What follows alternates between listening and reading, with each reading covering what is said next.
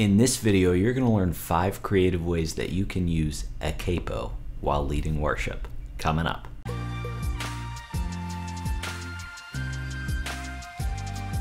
Welcome to Advanced Worship Guitar Tutorials. My name is Spencer Carmody from leadingworshipwell.com, and in this video, we're talking all about the capo. I love capos. I love what you're able to do with them. I never really understand when people are like, don't use a capo. I think those people just don't understand the benefits of them. We won't cover that in this video. That's a rant for another day, but I love capos. And sure, you can do the standard, move the song in a different key. We're in the key of A now. Oh, I want to go to the key of D, but still play G shapes. Now, I'm on the 7th fret, whatever. Like, we know how to use a capo like that, but this is an advanced worship guitar tutorial. So I wanted to give you 5 advanced ways that you can use a capo that'll really, they're just like fun to use. I think they'll provide some inspiration for you. They're not really things that you would necessarily use in every song, but I think it's fun to mess around with, and there are some benefits to them, and you've actually seen it in a few advanced acoustic covers that I've done. I think I used it in This Is Amazing Grace and maybe in Do It Again. I'll link those down in the description below so you can see some of this in action. But with that being said, let's just get into these 5 creative ways that you can use a capo while leading worship.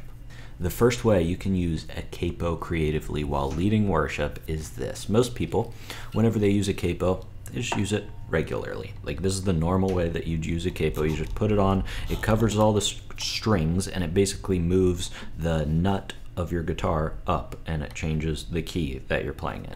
But what we want to do is, instead of having it this way for this first time, we're going to flip it over backwards, kind of, and we're going to put it on the 2nd fret, and we're just going to leave the bottom E string open. So I'll zoom in there.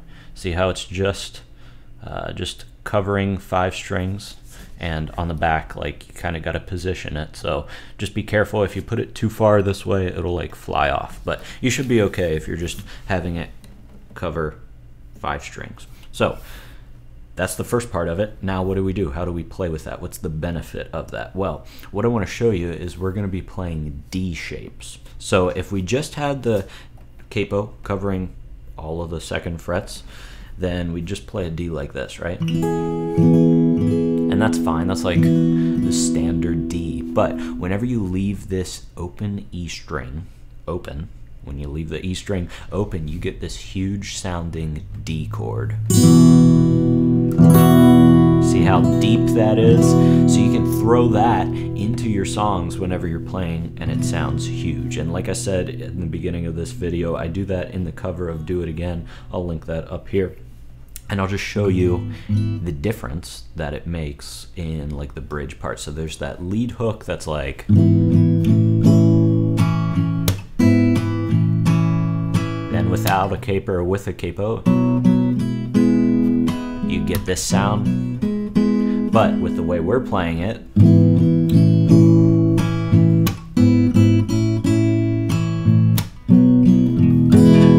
see how you get that deep sound? So how do you use this? Well, like I said, you just play D chords, and you don't really have to switch anything around. All you're doing, though, is whenever you play this D chord, you just strum that low E string now, and you can hit the A string too, like that. But other than that, you can just play your standard D chords. You got a G, got a B minor, an A. So you can do that. That's the simple way to do it. If you want to be a little bit more advanced and make it sound cooler, you can just play on the 4th fret here, 4th fret of the D string. That's like another way to play a D. Sometimes I add my pinky on the 7th fret of the G string. Sometimes I add my middle finger on the 5th fret of the B string, all of that together. So that's like another way to play a D, just add some variation. As far as like little ditties you can do, you can just kind of mess around on the D string now, because you've got that low E rocking. So it could be like, you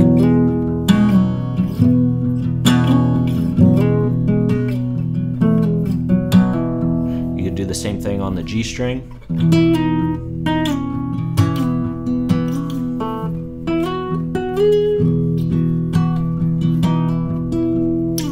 probably do the same thing on the B string.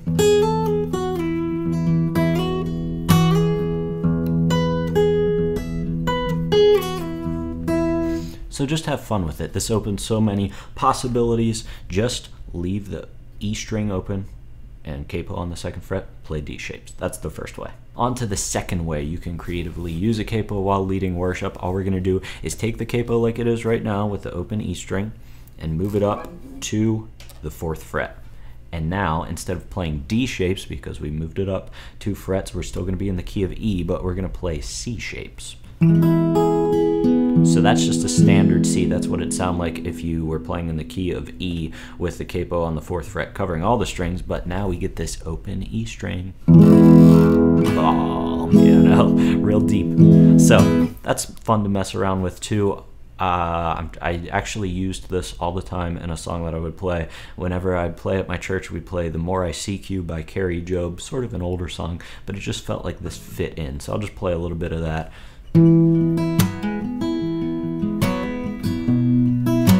Just like the D chords, you're just playing the standard chords that you play in C. The only difference is you're using that open E string.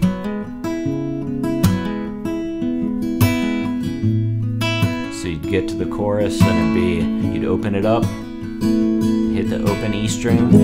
I wanna sit at your feet, drink from the cup in your hand, lay back against you and breathe.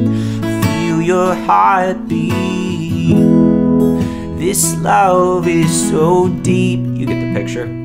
So it just adds just that richness that you're looking for. And you can kind of mess around with this too. I don't know if I have like as good of a grasp on how to do that in this because I'm usually just playing these C chords, and really the benefit is hitting this E, but I'm sure you can figure something out. Just like that. I don't know, mess around with it. I don't have like firm rules for you to follow for these. I just want to throw them out there and get you to start thinking about creative ways that you can use it. So that's way number 2. On to way number 3 that you can creatively use a capo. And what we're gonna do, we're gonna leave the capo right where it's at right now on the 4th fret, leaving the bottom E string open. But instead of playing C chords like we just did, we're gonna play G shapes.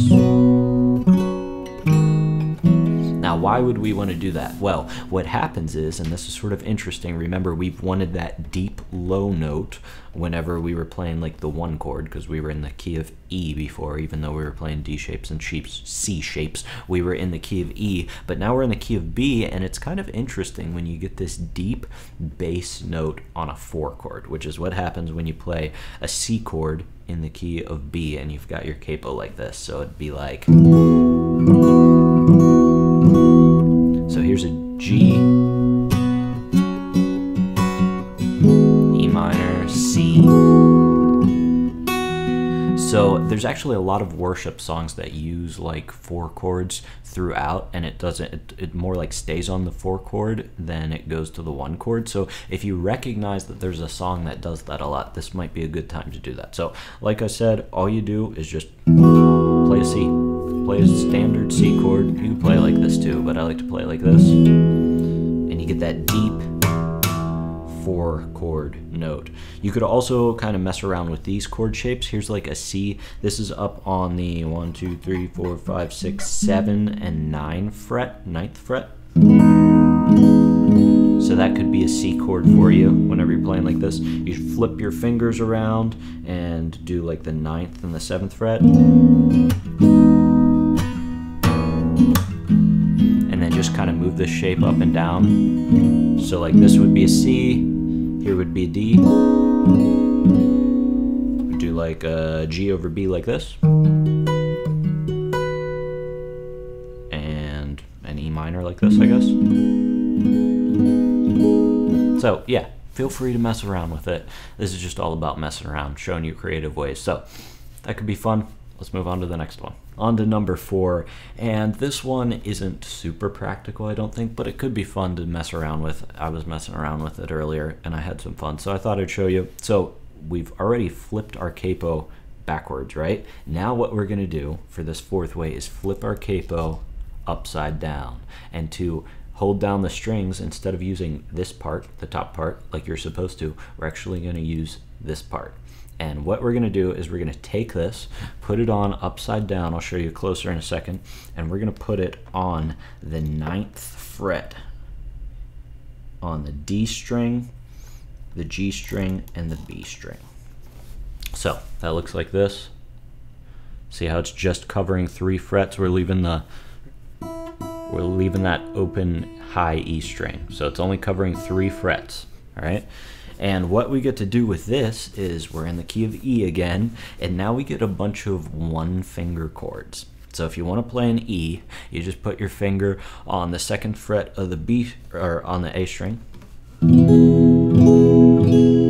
you get an E note, or an E chord. If you want an A, you just pick your finger up, or you could play it at the 5th fret of the E string. If you want a B, slide that up to the 7th fret, C sharp minor, 4th fret of the A string. All right, so that's fun. One thing to keep in mind that I just noticed is whenever you're doing this, this really puts a lot of pressure on the strings. So if you're gonna do this, make sure that you tune those, at least those 3, I mean, you should always tune every string, but make sure you at least tune those 3 strings that are being held down, because there's a lot of pressure being put on them. So like this D string is really out of tune right now. So keep that in mind. Whenever you're using a capo, you should always tune like that. Now we're better. So just kind of move your finger around and find some cool chords in there. And there's really like 3 zones of assessment in this position. There's a lot that you can do with it. So you've got just your open chords like I showed you. You've also kind of got this real estate up here on the high E string that's fun to mess around with. So it could be like,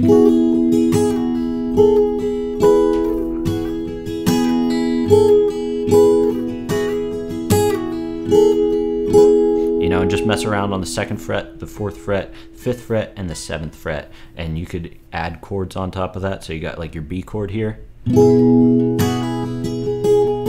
C sharp minor,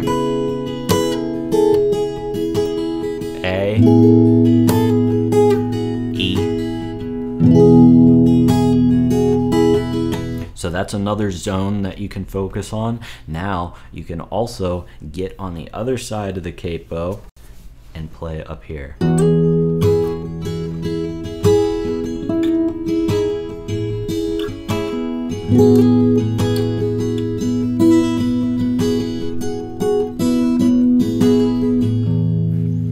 Have fun with it. This one's not super practical. I don't know if I'd ever really use that for leading worship, but it's a possibility and it's fun to mess around with. Let's move on to number 5. Here we are in the 5th way to use a capo, and what we have to do is, give me 1 second because I need something. I just got a new capo and it's exactly the same as the other one. This one's just gold and it actually says Crowder on it because it's a David Crowder capo. Shout out to David Crowder.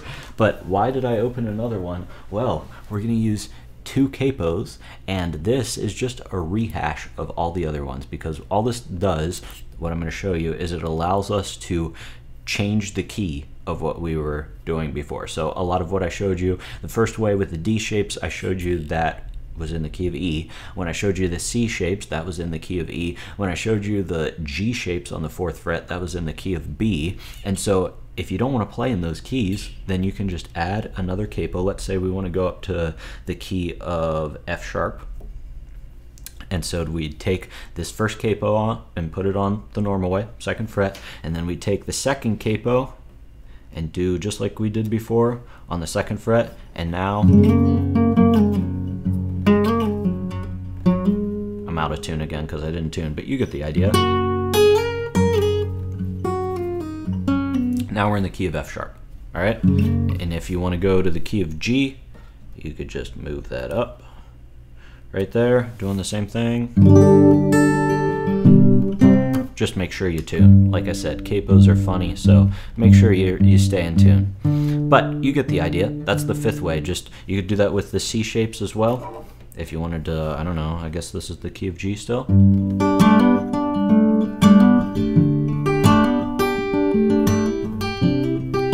Just allows you to move what I already taught you around and put it in a different key. So that's the final way. Oh, and I forgot, I was going to make a joke. We want to use 2 capos because 2 heads are better than 1. Well, I hope you enjoyed that. I hope you learned something. I hope you got inspired through that. Just mess around with those ways. Try to find different chord shapes. It's fun.